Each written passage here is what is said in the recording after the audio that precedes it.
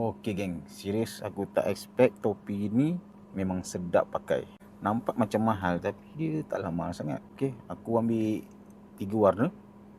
Ni warna hitam, warna army green dengan warna kaki. Sebab semua nampak cantik, aku ambil 3 lah. Okey.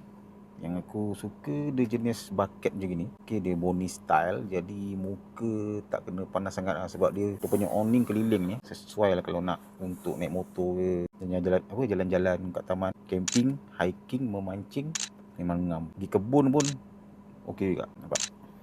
Kat tepi dia ni ada button. Okey, kalau kau nampak ada button ni, nampak macam cowboy sikit lah. Power style boleh button kiri kanan. Kat bawah dia ada dagu, pula. Kat bawah dia ada tali. Jadi kalau pakai tu kena tiup angin tepi pantai ke apa, tak terbang lah.